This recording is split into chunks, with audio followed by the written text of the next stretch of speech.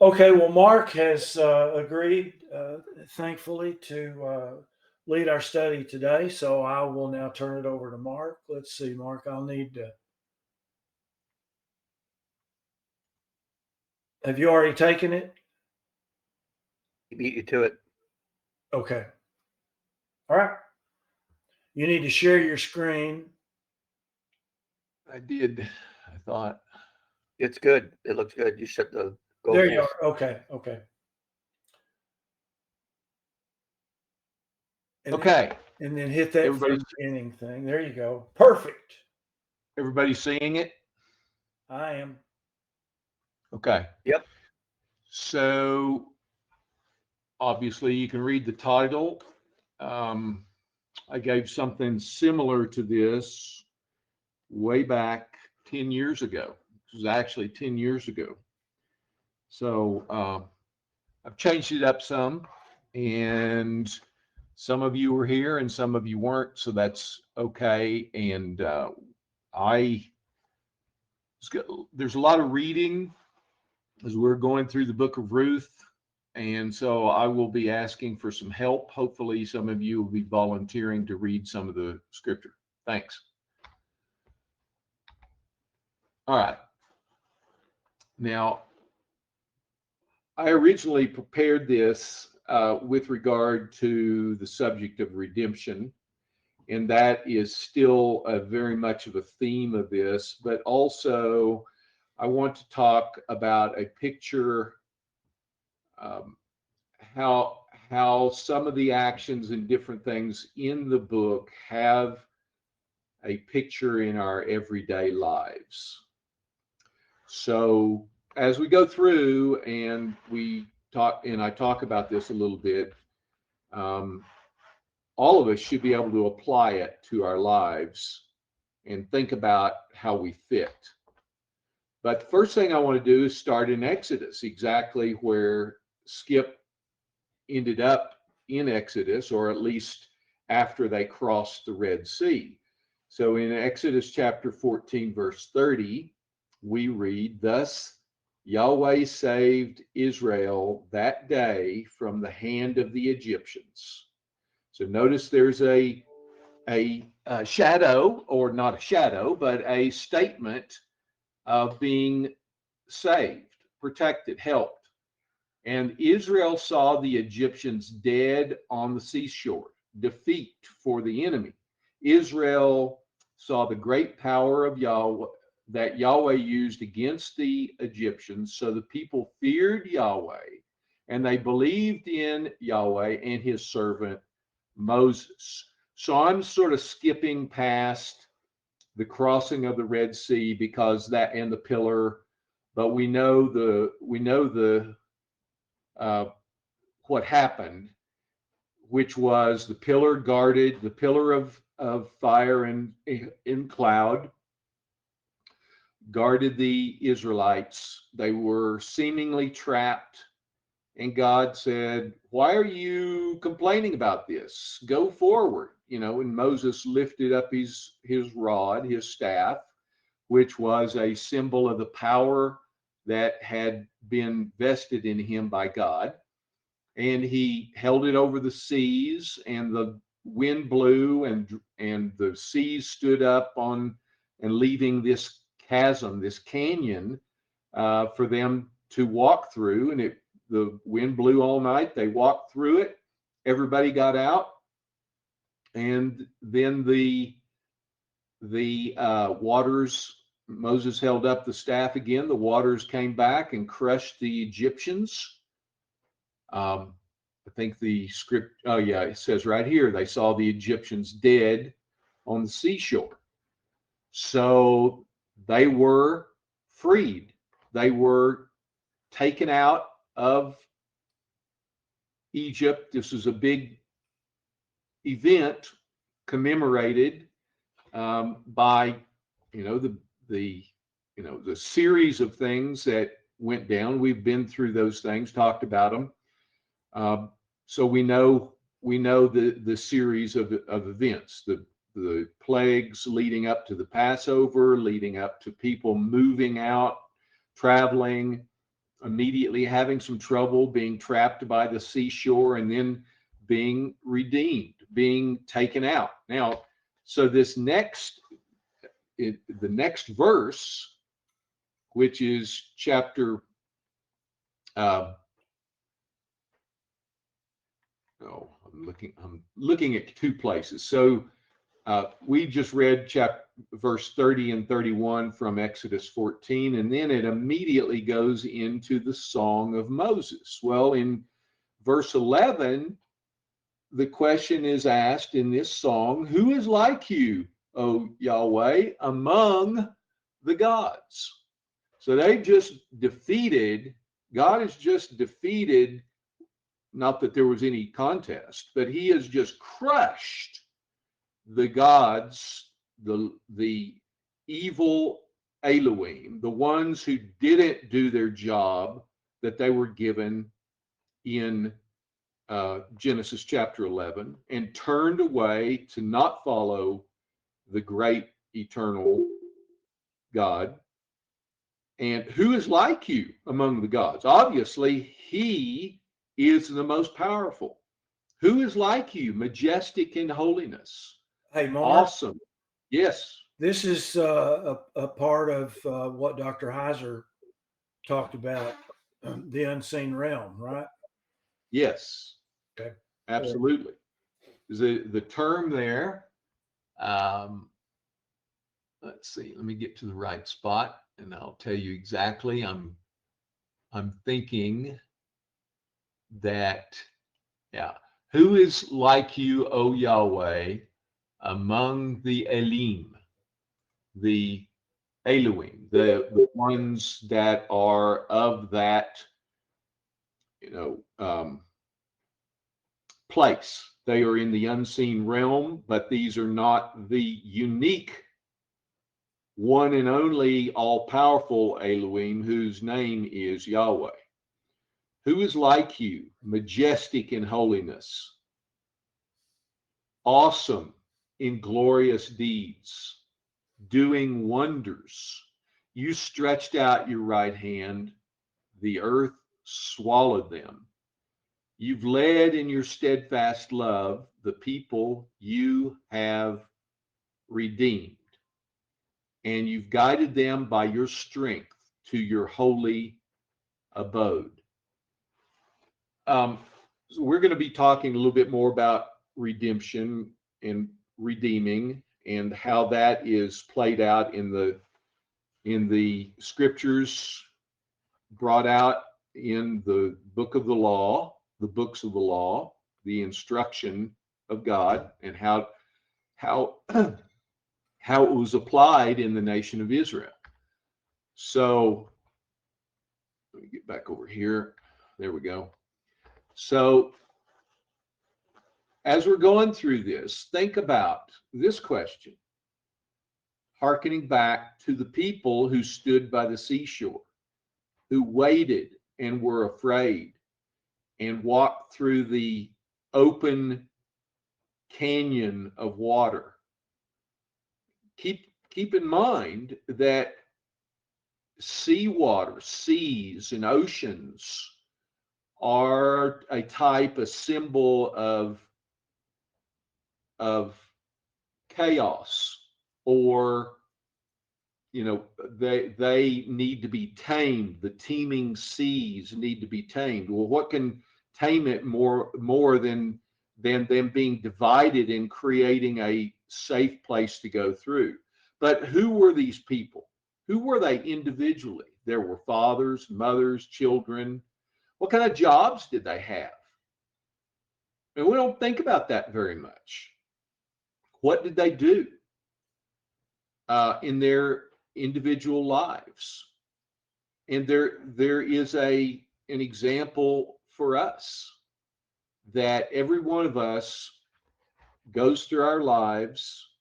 We do things, we make decisions, we are somebody, we have occupations, we have children, we live somewhere, we make decisions about what we're going to do. So let's just be thinking about that also as we go through this. Now, let me get right to the book of Ruth. So Ruth, the book of Ruth is in a section of the Hebrew scriptures called the Ketuvim or Ketuvim. And there are three sections. Even Jesus mentioned this in one of the Gospels. I think it may be in Luke.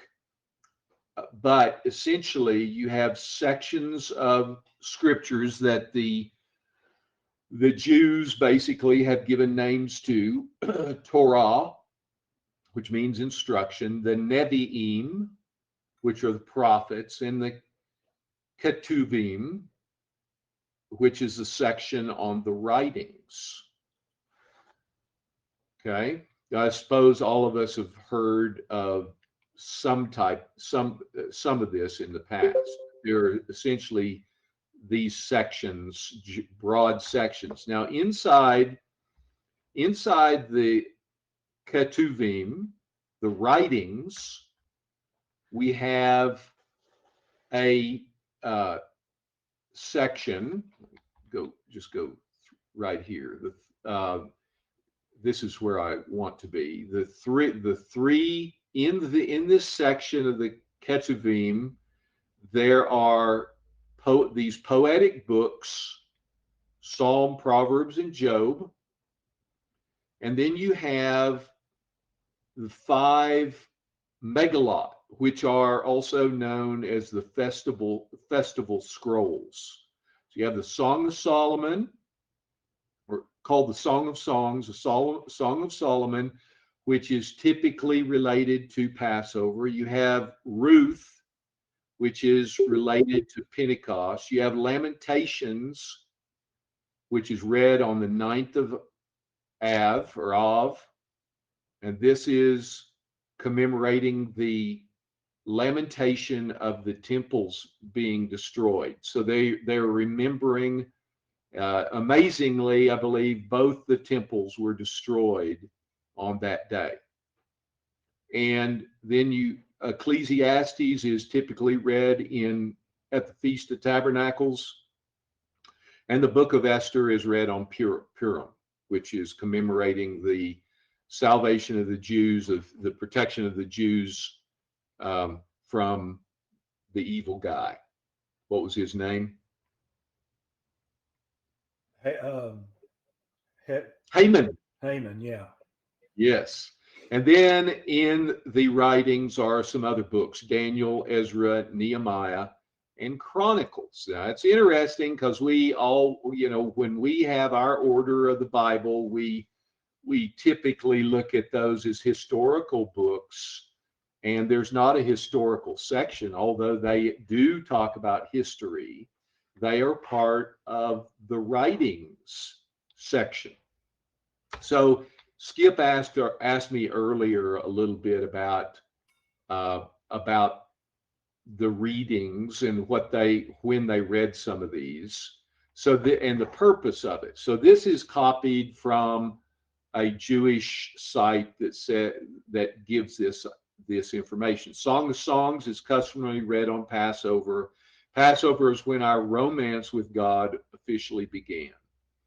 Ruth is customarily read on the holiday of Shavuot. I'm not sure if I pronounced that anywhere close, when we received the Torah. Since Ruth gave up everything to embrace Judaism and accept the Torah. Okay, so that's why Ruth is read on that day then, because she gave up everything and accepted. Okay, all right, thanks. Right. Ecclesiastes on the holiday of Sukkot, Feast of Tabernacles. Lamentations we've already discussed briefly, and Esther read on Purim, day we commemorate the great miracle recorded in the book of Esther. So they have some purpose related to these sections and what is contained in them. So that's why those 5 books are called the Festival Scroll, or at least people have called it the Festival Scrolls. Okay, clear as mud? It makes a lot of sense, but where are First and Second Kings, So Hosea? they I think are included in the prophets. Yeah, that's So true. That's we have to we have to remember that our main thinking about prophets is future or foretelling of the future. And that is a portion of what prophets did, mainly because they were able to give a message, an if then message. If you don't change, this is going to happen to you. And sometimes God got very specific about what he was going to do. He was going to use Babylon, he was going to use Persia, he was going to use Assyria.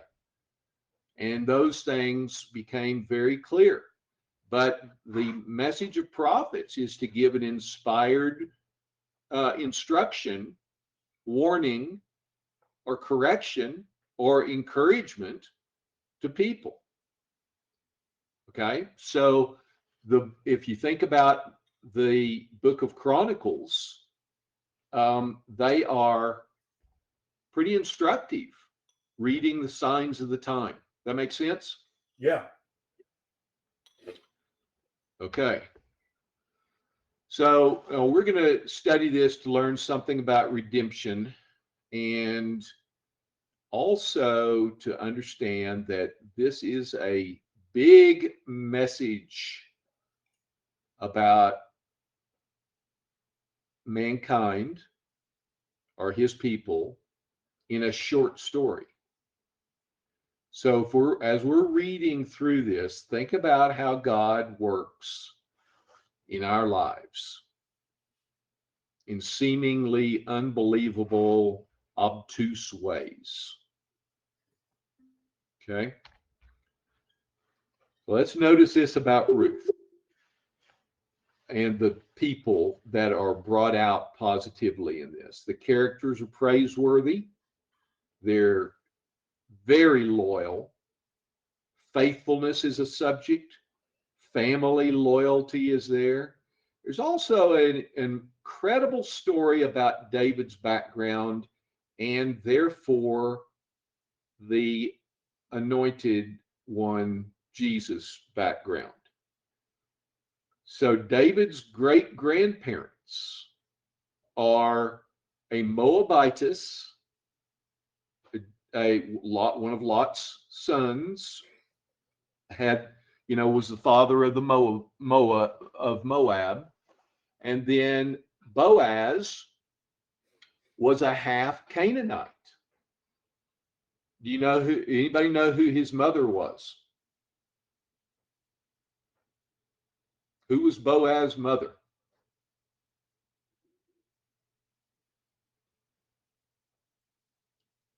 No, no. Am I still talking? Yeah. Am I? Okay. I can't remember who Boaz's A mother was. very, very important person in Jericho. Oh, uh, uh, Rahab. Rahab the harlot was his mother or grandmother, one or the other. And that this whole story took place in the time of the judges. Okay. In the days when the judges ruled in Israel. So now we're in Ruth 1. A severe famine came upon the land. So a man from Bethlehem in Judah left his home and went to live in the country of Moab, taking his wife and 2 sons. So they were starving to death. And the man's name was Elimelech. His wife was Naomi. Their 2 sons were Mahlon and Chilion. They were Ephrathites from Bethlehem in the land of Judah. They reached Moab and settled there. Then Elimelech died, and Naomi was left with her 2 sons. And we don't know how old her sons were at this point. But then, verse 4, the 2 sons married Moabite women. One married a woman named Orpah, and the other a woman named Ruth. But about 10 years later, both Mahlon and Chilion died. This left Naomi alone without her 2 sons or her husband. There was no one with her in her family that was from Israel. You probably would feel, if you were Naomi, you would feel abandoned or empty. They didn't abandon her, they just happened to die, right? She was without her family support. And there's a thing we ought to remember about widows in the ancient Near East. There wasn't, women were not regarded as in the same way as men were. This is not God's creation. This is the way things were. This is part of the way cultures worked at that time. This is why we have some helpful instruction in the Torah. So what would it mean? And we already talked about the position of widows in ancient times. And of course, the same thing could apply today in a sense when a wife's family dies. So the question that comes to mind is, on a real nuts and bolts way, is how was she eating? She was in a foreign country. They didn't have land. How was she eating? Was she having to beg? What were the cultural beliefs of Moab at that time? Well, I don't know, but I suggest she was struggling. It was a bad situation. So here's a map. You see, I'll try to run my mouse over this. So there is Moab right here. This is the Dead Sea. Okay. Sea of Galilee is up here. Bethlehem, Jerusalem is right up here, just mostly east of Jericho. There's Jerusalem, a lot higher elevation than Jericho. And then Bethlehem is right outside of that. So evidently, I'm guessing that this family went down to Jericho, out here, down around to Moab, which is, it's in modern day Jordan, but there would have probably been some desolation there. It wouldn't have been like, Sodom and Gomorrah was probably out here someplace. I don't know where they were. Somebody probably has more knowledge about that than I do, but they're here somewhere. That doesn't mean that there wasn't fertile land and that this was totally nothingness. They obviously had food when this area over in Israel did not have food. That's why they left. They left here because of the famine, because apparently of the sins that were going on in this area, and they traveled out over here to get back and be able to have some food. So Ammon is right here, and north of this you have half the tribe of Manasseh, Reuben, and Simeon over there. Maybe that's not right, but anyway, you get the general idea. So this is a chronology of the judges. So you see right here at the beginning, 1350 BC apparently, and right along in here was, I'd highlighted, except it's just picture. Whoops, I went up. So they're thinking that it was right about this time, 1294 BC, that Naomi and Ruth, that story took place. Okay. It wasn't a good time. There were some bad things going on in Israel, and this was the whole period of the judges, all the way to Saul and then David. David was right about 1000 BC. So here is a blown up area to what was going on. We have the Mesopotamia oppression. We have Othniel in Judges 3, and then we have all over in here, we have Moab and Edom, Eglon oppression, famine in Israel, and this is where the book of Ruth probably took place. Okay? Okay. Now, yeah, go ahead. No, I just said okay. So you wouldn't think that we had all left. All right.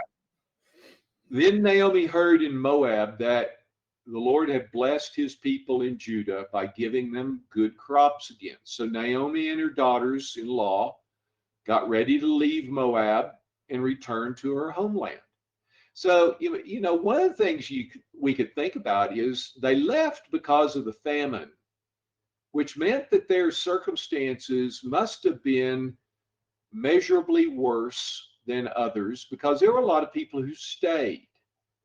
So we don't know what their circumstances were, but they did decide to leave. And now she says, I've heard that it's good again, or it's better again. So and with her distress, she got ready to leave to return. With her 2 daughters-in-law, she set out from the place where she had been living. They took the road that would lead them back to Judah. But on the way, Naomi said to her 2 daughters-in-law, so she has some conscience thinking here, go back to your mother's homes, and may Yahweh reward you for your kindness to your husbands and to me. May Yahweh bless you with the security of another marriage. Then she kissed them goodbye, and they all broke down and wept. And again, they wept together. And Orpah kissed her mother-in-law goodbye, but Ruth clung tightly to Naomi. Look, Naomi said to her, your sister-in-law has gone back to her people and to her gods. You should do the same. But Ruth replied in this very famous statement, don't ask me to leave you and turn back. Wherever you go, I will go. Wherever you live, I will live. Your people will be my people. Your God, my God. Whenever you die, I will die. And there I will be buried. May Yahweh punish me severely if I allow anything but death to separate us. Now, this is quite a statement of acceptance of a new way, of loyalty to Naomi, and loyalty to the God that she was learning about and had learned about. When Naomi saw that Ruth was determined to go with her, she said nothing more. So Naomi returned from Moab, accompanied by her daughter-in-law Ruth, the young Moabite woman. They arrived in Bethlehem in late spring, at the beginning of the barley harvest. So this was the wave sheaf time. Now, we read this in the last few weeks, right, Skip? Yeah, a few times. Leviticus 23:10, and then verse 14 to 15 tells us to count 50 days, 7 weeks, and the morrow after the 7th Sabbath. And so we see that this time there is a connection between unleavened bread and the Feast of Weeks, Feast of First Fruits. So this is when the crops come in, the spring crops. That's barley, and then wheat comes in at this time. And the harvest could not take place until the wave sheaf was offered right during the days of unleavened bread. So that was placing this pretty exact, that they arrived back during the days of unleavened bread, or maybe shortly thereafter, at the beginning of the barley harvest, because they could not harvest until that sheaf had been offered. Everybody with me? Yep. So Leviticus 23 says, speak to the people of Israel and ... Bring, underline part, bring the sheaf of the first fruits of your harvest to the priest. He'll wave the sheaf before Yahweh so you may be accepted. You shall eat neither bread nor grain, parched or fresh, until this same day, until you've brought the offering of your God. In verse 15, you shall count 7 full weeks from the day after the Sabbath. Okay, so we have lessons of sacrifice, of honoring God, of redemption, faithfulness, loyalty. Anybody think of anything else that comes to the top of their head, top of their mind? Now, there was a wealthy and influential man in Bethlehem named Boaz, who was a relative of Naomi's husband, Elimelech. Okay, so now we have a connection. Naomi's husband, who died, one of his relatives, could have been a cousin, could have been an uncle, could have been a second cousin. We don't know what it was, what they were, but Boaz was a relative of Elimelech. One day, Ruth the Moabite said to Naomi, let me go. Think about these two women come back. They don't have anything. We don't know we don't know where they're living. Maybe they had a house to go back to, but we're not told that at all. Because, I don't want to get sidetracked on that. Could have been a redemptive type of thing going on, but probably not. But now Ruth notices or has learned something about the harvest. Let me go into the harvest fields to pick up stalks of grain left behind by anyone who is kind enough to let me do it. Naomi replied, all right, my daughter, go ahead. So Ruth went out to gather grain behind the harvesters. And notice this, I've got highlighted. It just happened to be she found herself working in a field that belonged to Boaz, the relative of her father-in-law, Elimelech. It just coincidence. It just happened. Yeah, right. Well, it could have been coincidence. But the interesting thing is that it happened. While she was there, Boaz arrived from Bethlehem and greeted the harvesters. Yahweh be with you, he said. Yahweh bless you, the harvesters replied. So there is some honoring and acknowledging of Yahweh, their God.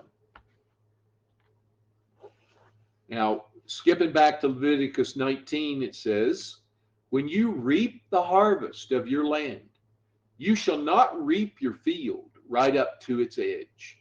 Neither shall you gather the gleanings after your harvest. When you're going out and gathering stuff up, we were just trimming our trees the other day, and their branches falling. We were carrying away the big branches, but the little twigs and the small pieces that break off, they're lying there. Well, if you think that this was a crop, those would be, stalks of wheat, stalks of barley in this case, that were you pick up this bundle of them and some of them fall down. Well, God said, don't go pick them up. Leave them there. Leave them there. And you shall not strip your vineyard bare. Neither shall you gather the fallen grapes of your vineyard. You shall leave them for the poor and for the sojourner. I am Yahweh, your God. And verse 18 interestingly says in Leviticus 19, you shall love your neighbor as yourself. I am Yahweh. And Jesus asked the question, who is your neighbor? So in this case, all right, you guys still with me? I've got something going on here. Yeah. I don't know what that. It's me. It's my. I'm here. We're here. I think it's me. Yeah, it's me. I'm my power supply is, I don't know. Well, Mark, it's not that bad. You can go ahead. Okay. We can barely hear. So it's under my desk. I'll cover it up. Sounds like one of your cells is going bad. You might have to replace your power supply soon, Mark. Well, it's an uninterruptible power supply. Right. So That's battery backup. yeah, Battery backup. Well, Yeah, no, one of the wait. How cells- can you say it's uninterruptible? It just interrupted us. Yeah, it This did. is Didn't it? It's Okay. yeah, keep an eye on that, Mark, because mine almost caught fire. It was sparking when my cells went dead.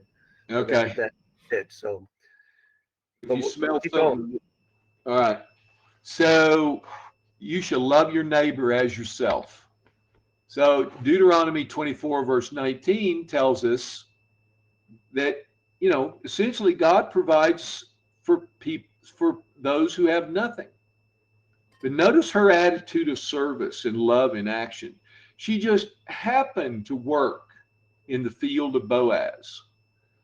So he says, yes, I know, but I also know about everything you've done for your mother-in-law. So this is after Ruth says, why are you being so kind to me and letting me do this? And then he goes on and says, I've heard about how you left your father and mother in your own land to live here among complete strangers. So she evidently had, her family was still alive there. Her father and mother were there. May Yahweh, the God of Israel, under whose wings you've come to take refuge, reward you fully for what you've done. So again, the attitude and the approach of Ruth. So in verse 13, I hope I continue to please you, sir, she replied. You've comforted me by speaking so kindly to me, even though I am not one of your workers. At mealtime, Boaz called her, come over here and help yourself to some food. You can dip your bread in the sour wine. So she sat with his harvesters, and Boaz gave her some roasted grain to eat. She ate all she wanted and still had some left over. And then Boaz told his workers, he said, hey, drop some more grain so she can pick it up. I mean, literally, that's basically what he said. Be generous in how you drop stuff. So, we have these small little things being pointed out. She happened onto Boaz's field. Her attitude and approach was noted. Her loyalty, her love. Some redemption's already taken place. The food is being provided. Favor is being given from Boaz and the field boss. Because if you read the story, you find out that he is positively disposed toward her also. So Ruth gathered barley there all day. And when she beat out the grain that evening, it filled an entire basket. She carried it back into town, showed it to her mother-in-law. Ruth also gave her roasted grain that was left over from her meal. Where did you gather all this today? Where did you work? May Yahweh bless the one who helped you.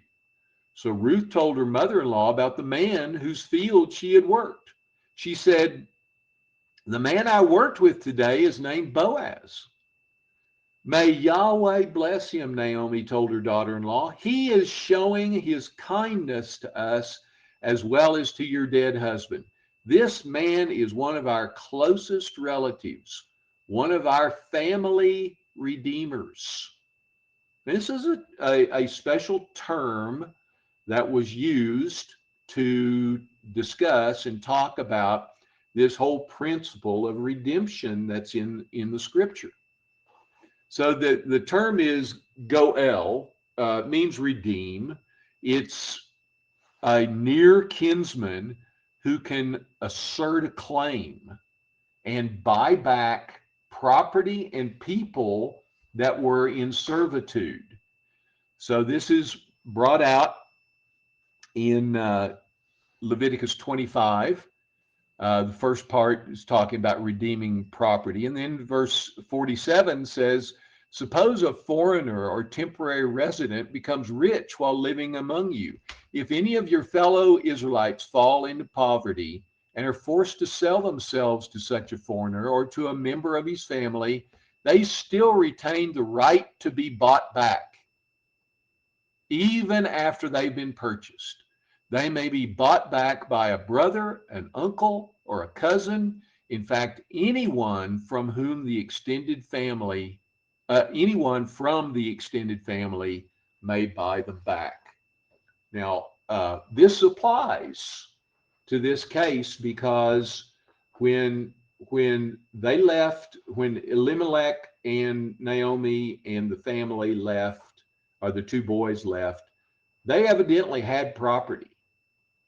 Perhaps, and that this whole principle was applied to people also. And redemption wasn't just necessarily a servitude thing. It was also in a poverty type thing. So Exodus 19 tells us Moses climbed to the mountain to appear before God. The Lord called to him from the mountain, give these instructions to the family of Jacob, announce it to the descendants of Israel. You've seen what I did to the Egyptians. You know how I carried you on eagle's wings and brought you to myself.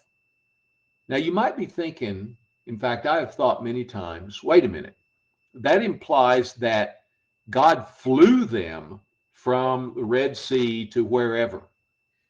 He says, I carried you on eagle's wings, and yet those eagle's wings were our own 2 feet, so to speak, right?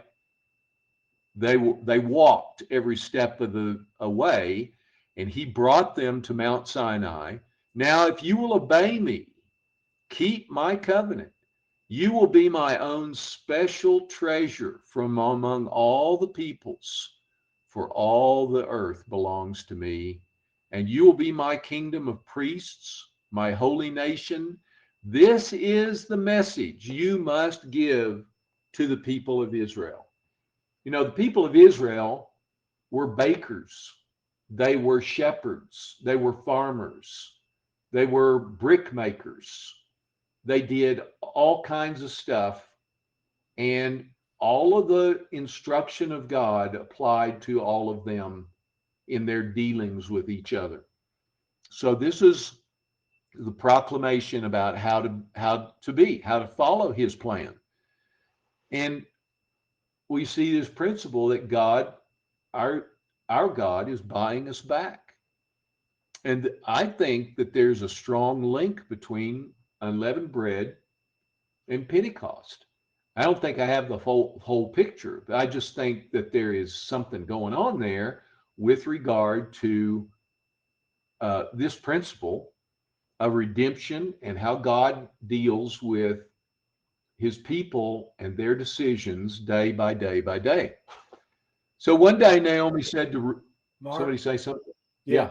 I think there's also a spiritual connection between unleavened bread and Pentecost, in that it's a time of harvest, and we as Christians are to teach others about Christ and so on. And we've got that 50 days of harvest in there also, in addition to what you're saying. Yeah, that's right.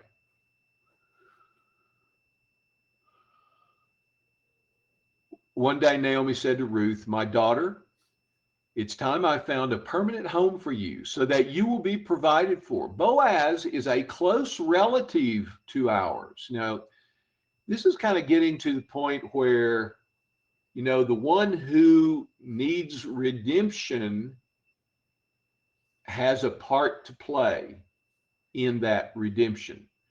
Boaz is a close relative. He's been very kind by letting you gather grain with his young women.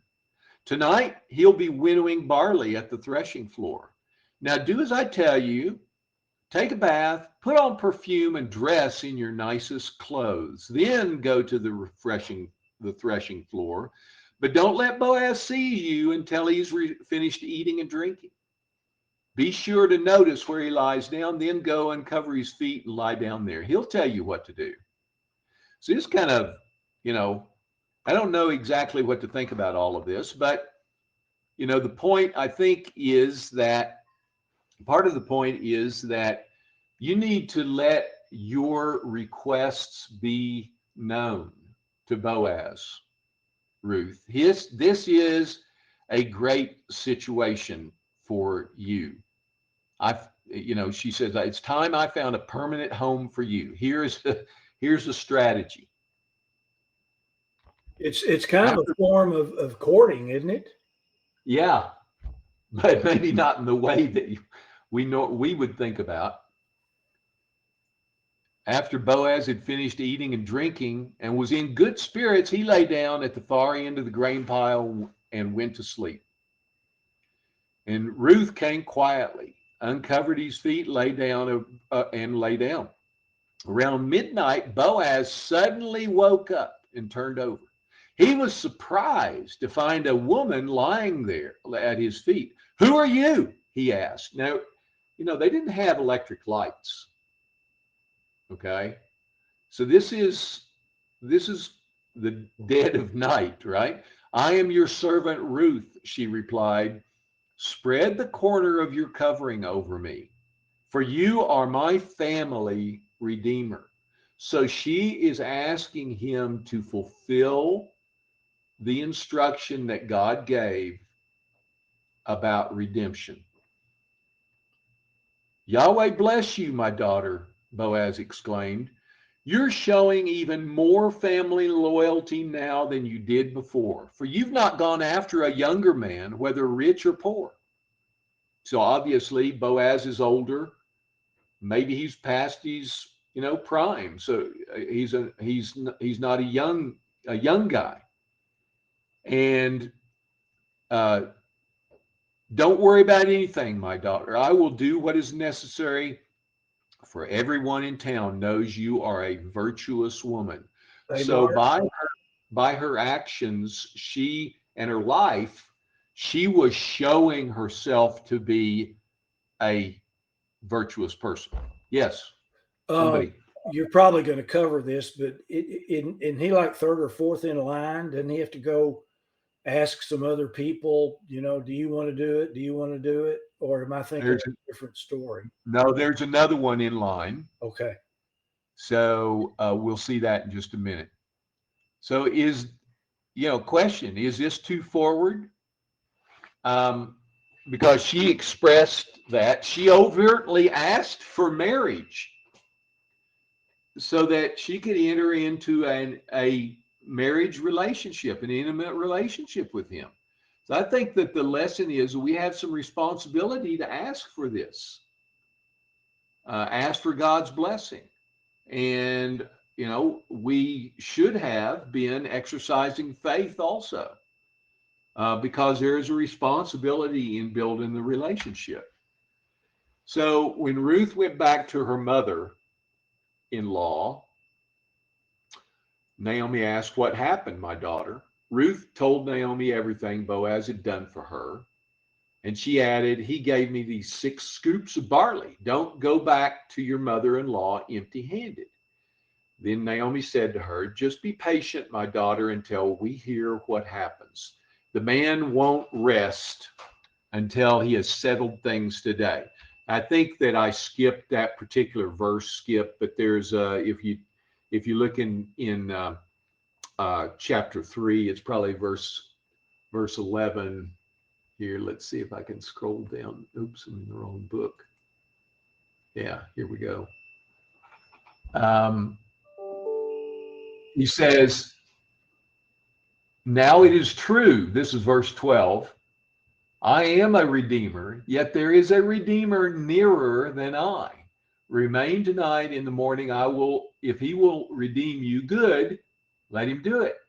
But if he's not willing to redeem you, then as Yahweh lives, I will redeem you. Okay. So that's verses 12 through 14 or so. Okay. Thanks. Right? All right. So Naomi says, be patient. He won't rest until he's settled things today. So Boaz said to the elders and the crowd standing around. Well, before that, actually, this is kind of a neat, let me read this. Chapter 4. When Boaz had gone up to the gate and sat down there, behold, the Redeemer, one of whom Boaz had spoken, came by. So Boaz said, turn aside, friend, sit down here. He turned aside and sat down. He took 10 men of the elders of the city and said, sit down here. So they sat down. Then he said to the Redeemer, Naomi, who has come back from the country of Moab, is selling the parcel of land that belonged to our relative Elimelech. So she did have some land. So I thought I would tell you of it and say, buy it in the presence of these sitting here in the presence of the elders of my people. If you will redeem it, redeem it. But if you won't, tell me that I may know, for there is no one besides you to redeem it, and I come after you. So there was one other person that could redeem it. And he said, I will redeem it. So he's thinking property. Then Boaz said, the day you buy the field from the hand of Naomi, you also acquire Ruth, the Moabite, the widow of the dead, in order to perpetuate the name of the dead in his inheritance. Then the Redeemer said, I can't do it. It'll impair my own inheritance. Take the right of redemption yourself, for I cannot do it. So we'll pick it up in verse 9. Boaz said to the elders, stay in the crowd, you are witnesses today. I have bought from Naomi all the property of Elimelech, Kilion, and Mahlon. And with the land I have acquired Ruth, the Moabite widow of Mahlon, to be my wife. This way she can have a son to carry on the family name of her dead husband and to inherit the family property here in his hometown. You are all witnesses today. So the hope was that Ruth would have a son, and then he would be named to inherit that piece of land. Land was important. So the result was a restoration of a family. The lineage was continued. And guess what? Jesus was of this family. I mean, this was an incredible story of action, of ways of living, that were pictured in faith and in loyalty and in love by both parties, by a number of parties, Naomi, Ruth, and Boaz. You know, you think about yourself. Naomi was in a strange country, without hope of support, and she turned to go home. And where the ways were of her knowledge and understanding, the ways of God were hopefully there.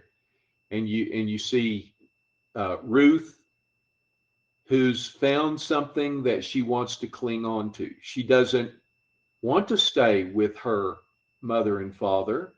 Maybe she saw through that family that there was something that was right and true. But imagine, several thousand years ago, getting up and leaving like that, just going. Kind of reminds you of Abraham also Abraham and Sarah in another way, where they left their country, got away from their family to something that God was showing them.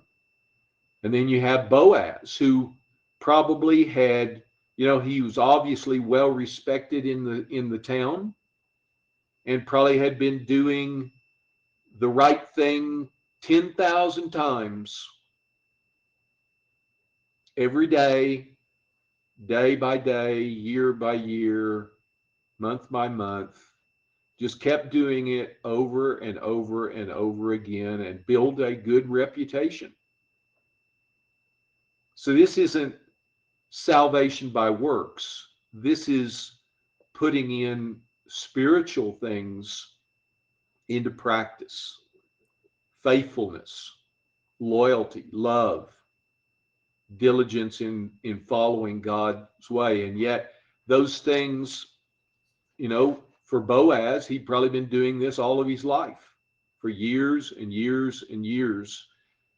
And look what took place. This is a big message in a short story. It shows how God is constructing his grand story out of the small, seemingly inconsequential stories of everyday people. This little story is intentionally framed at the beginning and end by a larger storyline of the Bible. Ruth shows how God is at work in the day-to-day activities of average people. All the characters face life's normal challenges: death, moving, lack of financial resources, responsibilities in the family, etc. People have to do certain things and make decisions about their lives. And we see in this book God using these people to weave a story of redemption out of all the details. And so there is redemption. Redemption isn't necessarily some big thing that happens one time. It is a practice, or the result of practices. It's a way of being, a way of worshiping, a way of making decisions. It's how our everyday life can be a part of what of what God uses in a much bigger picture in the future. We don't know what things are going to take place. A lot of times we are running through life and we think, I don't know what's happening. I don't see anything incredible happening in my life. I don't see, how this is all necessarily fitting together, and yet I keep on doing the same thing. It doesn't tempt us to do the wrong thing. This book is here to help us understand, I think, that all the things that we're involved in, and our faithfulness and loyalty toward others and toward God, are part of something that God can use to weave a tapestry that we just cannot understand and see. It's like looking at something very, very close up And you might see little bitty bumps in the picture, but you have no idea what it means until you zoom out, until you can zoom out and see the big picture. Like the old saying, you can't see the forest for the trees. So you can zoom in and look at bark microscopically and not know what was there, and zoom out and see this gigantic forest that is clothing the earth with beauty. So that's just a small example.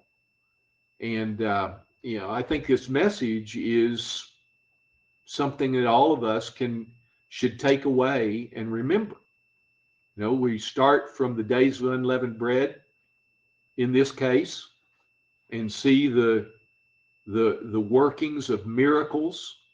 Well, there are miracles in our lives, but sometimes they're not discernible until later. But they're not discernible until we really see the big picture. So what do you think? That was really good. I'm kind of messed up on something though. If we start with David and go backwards, he's a descendant of Judah.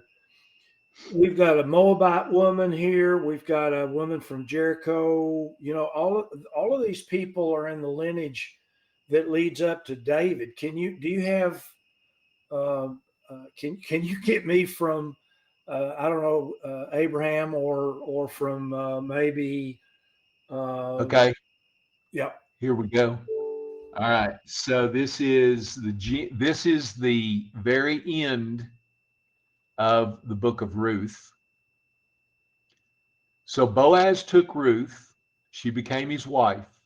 He went into her, and the Lord gave her conception, and she bore a son. And the women said to Naomi, blessed be Yahweh, who has not left you this day without a redeemer. So Boaz was her redeemer also. And may his name be renowned in Israel. He shall be to you like a restorer of life, a nourisher of old age. For your daughter-in-law, who loves you, who is more to you than 7 sons, has given birth to him. Then Naomi took the child, laid him on her lap, and became his nurse. And the women of the neighborhood gave him a name, saying, a son has been born to Naomi. They named him Obed. He was the father of Jesse, the father of David. Now these are the generations of Perez.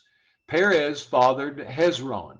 Hezron fathered Ram. Ram fathered Aminadab. Aminadab fathered Nahshon. Nahshon fathered Salmon. Salmon fathered Boaz. Boaz fathered Obed. Obed fathered Jesse. Jesse fathered David. So that's part of the story. Let's see here. Where's Pharez? Was it Pharez and Zerah? Yes. Okay. Yeah. Okay. So they were the twins. Yeah. All right. Let's see. It's chapter 5, I think, maybe. It's really interesting, Mark, because really until you went over this today, genealogies didn't mean anything to me. I mean, I knew David came from Judah and all that, but you've really brought it to the forefront and how important it is. Yeah, and there's this place here in Matthew. This is a book of genealogy of Jesus Christ, the son of David, the son of Abraham. Abraham was the father of Isaac, then Jacob, then Judah. Judah, the father of Perez and Zerah by Tamar. You think about some of the stuff that took place, and God used it. And Perez the father of Hezron, Hezron of Ram, Ram the father of Amminadab, Amminadab the father of Nahshon, Nahshon the father of Salmon, Salmon the father of Boaz by Rahab, Okay. Boaz the father of Obed by Ruth, Obed the father of Jesse, Jesse the father of David, and then it goes all the way on down. Matan the father of Jacob, Jacob the father of Joseph, the husband of Mary, of whom Jesus was born, who was called Messiah, the anointed. So it's an incredible story. And here you have this book of Ruth about these people doing ordinary things. And it turns out that God is using this to weave the generations down to the anointed one, Jesus. And so many of his ancestors were not even Israelite. Yeah, yeah. I was thinking about that a little bit, but when you got down to, let's see, you have. Let me put this back over here. So you have Zerah by Tamar. Okay, this guy wasn't. He was not. He was not Israelitish. Yeah. And then you have Salmon and the father of Boaz by Rahab. Rahab was not. So, okay, so you make this so that Boaz was half Israelite. Okay, Well, let me in stop blood. you right there for just a second. I read there's speculation that Joshua married Rahab, which is kind of I don't interesting. know. Yeah, I don't know how to answer that, but I've never heard that. But that, you know, um, let's see. Oh, I'm in the wrong book. Matthew 1. Boaz, the father of Obed by Ruth. So she was Gentile. Well, actually, she was a distant cousin because they came from Lot, but still not part of the 12 tribes. Yeah, it was family, but on the other side. Yeah. So, but the generation, so you have Boaz essentially, so he was half Israelite, Yeah. and then Boaz, the father of Oded by Ruth, so that would make Obed a quarter Israelite, except for redemption, which bought back that person. And that we should remember that anybody who wanted to seek God, to dedicate themselves to God, was to be viewed just like an Israelite. Yeah, and It's still interesting in the blood lineage. yeah, and what's really interesting here is that the closer you get to David, the less Israelite they were. Yeah. So, and there's not that many generations in between either, that grouping of people. Yeah. It's an interesting story and a really inspiring one, I think. So anybody, who else has got questions? A lot of questions, I guess, kind of an observation of the story itself in relation to the holy days, feast of unleavened bread. You have uh, a Gentile woman who lived in Moab, who basically makes a decision to make um, Naomi's God her God, and she makes that decision to walk an unleavened life, as it were. So you have an example of someone that was keeping God's laws. She goes back to her homeland, back to the people that are keeping the laws of God, and you have someone that is brought in, from the outside. Someone that's grafted into the nation of Israel and actually becomes a permanent part of the lineage of Yeshua, our Messiah. And I think that's a wonderful illustration of what exactly it is that God is doing with the whole of mankind. You have, when the city of God comes out of the third heaven, you've got those 12 gates that are of the nations of Israel. That's the way in, but it's made up of people that are grafted into Israel. That are walking this unleavened life that's not of the ways of the world. And I find that this is just another example, another story that fits into that, along with the whole redemption angle that you covered today. So I appreciate you taking the time to do this today, Mark. Yeah, one thing I would, since you brought up the things of that were mentioned in the Book of Revelations, I think it's kind of interesting to relate this to what we've been talking about in Hosea, and this picture of him um, have of him marrying a an adulterer and adulteress, I mean, and having children that way, and the names that were put on those children, not my people, no mercy, and then a change. That is redemption. Okay, that is buying back. That is, and God say, go and buy her, Yeah. right? Isn't that a picture? And then Paul uses the whole illustration to illustrate what had happened to Israel, the Jews, to the Jews, that they had been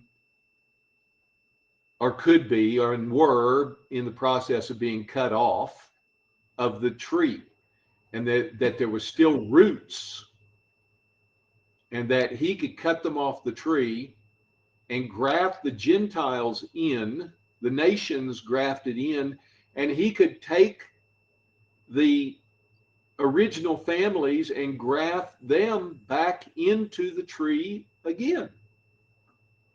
So, if you think about it, this is covered lots of places, and it's great to consider that the little things that we do that we don't even necessarily that we don't think are any big deal, but they're faithful and they're loyal, can have such an impact on what God may be doing and we don't even know. Oh, well, you brought up Paul. You talked about redemption and the buying of the harlot to redeem them. Consider what Paul says using that same allegory, that we have been purchased by the blood of Yeshua the Christ.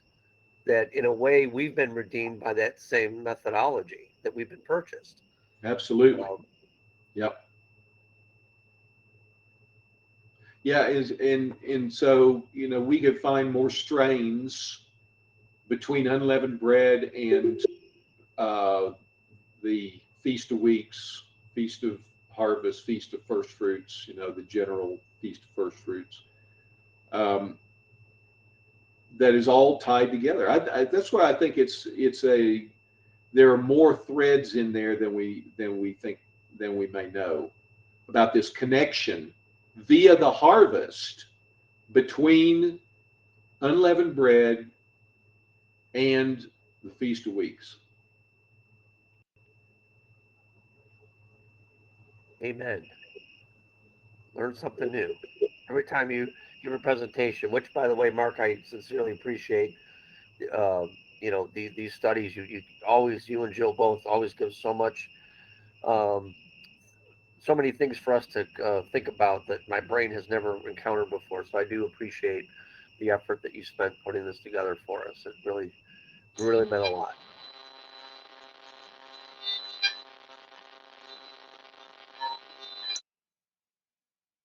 I appreciate the observation, Michael. That's encouraging.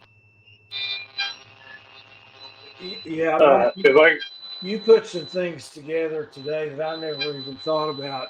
Uh, it was so good, I may steal about half of this for the sermon I'm going to give in Little Rock on the day before Pentecost.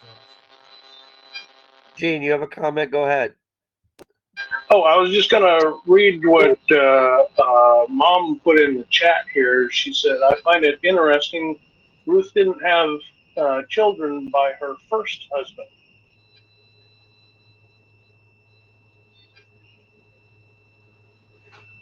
Does seem a little bit unusual there. Yeah, he and his brother Yeah, both there's no. died, right? Yeah, but they were married for 10 years, was it not? Or somewhere around there that they were together for a decade before they died? Or did I Yeah. misremember? No, there was that is correct. That there was that period of time. Um, Is it that she didn't have children by her first husband, or is it possible they just were not mentioned in this story? well, I think it would be unusual that they wouldn't be mentioned, but that they are not mentioned. There is no children. There were no children mentioned. Right, because even if there were daughters, I would imagine they would have taken them when Ruth decided to stay with Naomi. I think there would have been mention that daughters were with him, and there is no mention. So it says that they lived there about 10 years, and both Mahlon and Chilion died, so that the woman was left without her two sons and her husband. I suspect that it, it, that would have been a good place to mention grandchildren or her son's sons, right? So it doesn't seem like there were any other children.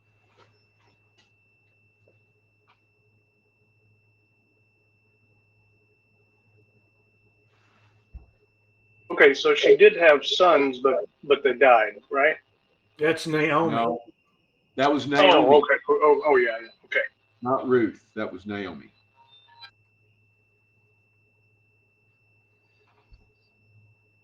You know, we have no idea what happened to Naomi's other daughter-in-law. She just disappeared. She went back home, Yeah. back to her God and her family.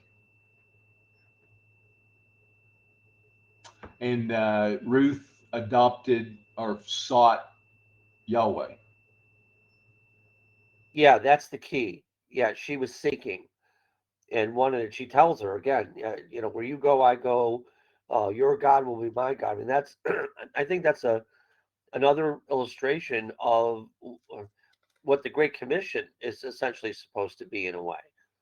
That Naomi left such an example that Ruth wanted to graft herself and seek the Lord that she worshiped because she saw, the principles in there. Also, maybe the love that she, on top of that she had for Naomi. So that's why building relationships is more important than just printing booklets, because building relationships helps develop that kind of situation where someone wants to share your values, adopt your values because they like them, they want to make that part of their lives, and that really only happens through a relationship that you develop.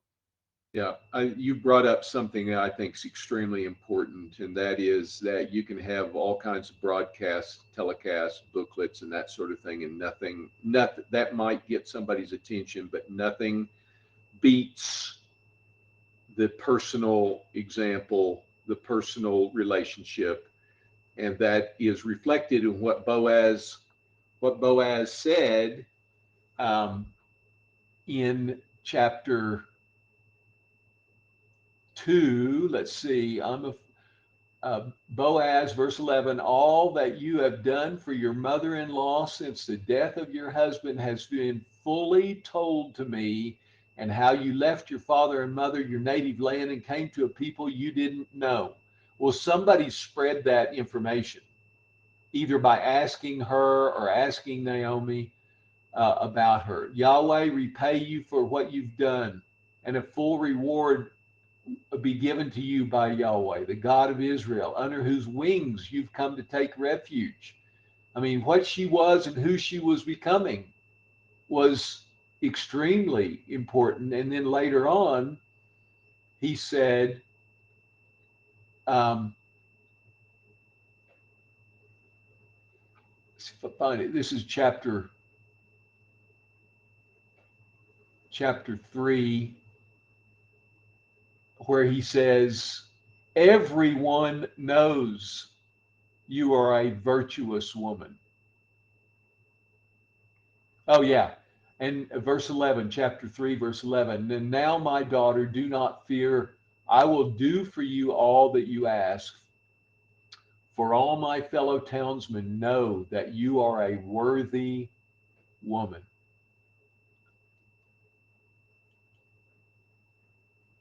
What nationality? I'm getting, there's too many of these differences. What was Naomi?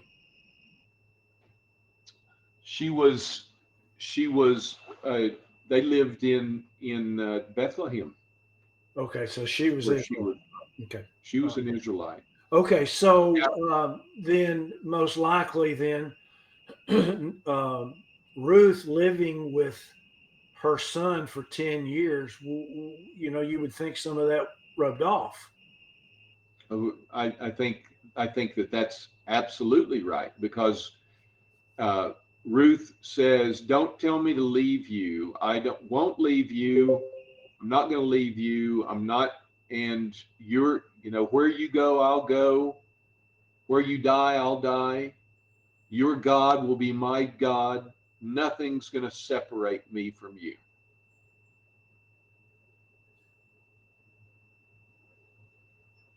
So then they went to Moab, right? They went where? To Moab. Well, that was when they were going back to Israel. But yes, she was. I'm confused by your question, maybe.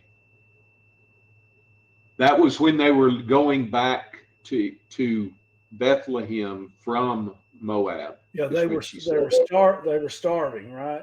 And they went. No, you're getting it reversed, Skip.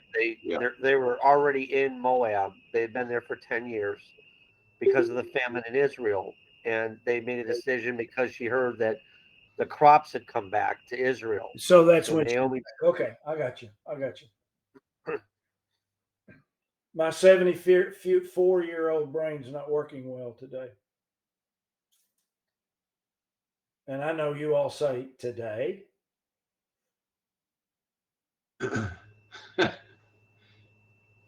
I even gave you a timeline to work to I know show it. you. I appreciate that, but you didn't leave it up.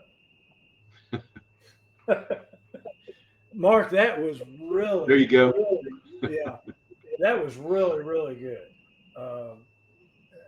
I mean, that opened up some. I mean, we're all going to have to think about this, but you're right. I mean, you got a little bitty story that has such a huge impact on the history of Israel.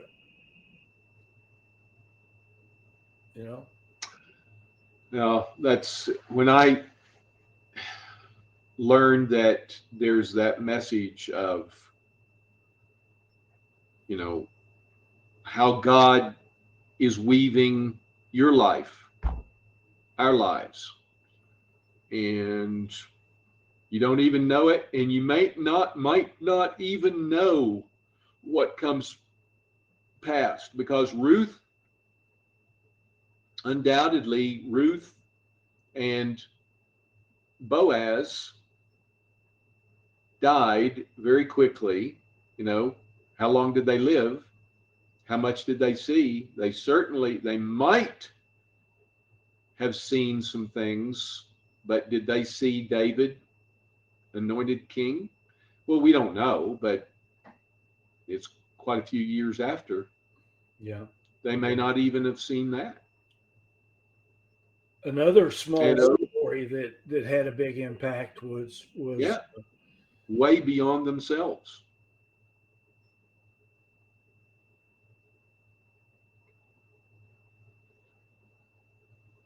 Thanks, Mark. I really appreciate the study. I got to run. I got to give the sermon in Paducah that I gave on Saturday here. And speaking of which, Skip, the reason that may have been a problem converting is I noticed this new go to meeting when I closed out the meeting because you left early, remember? Yeah. You were still logged on, and I could not. I tried logging back in because normally you get a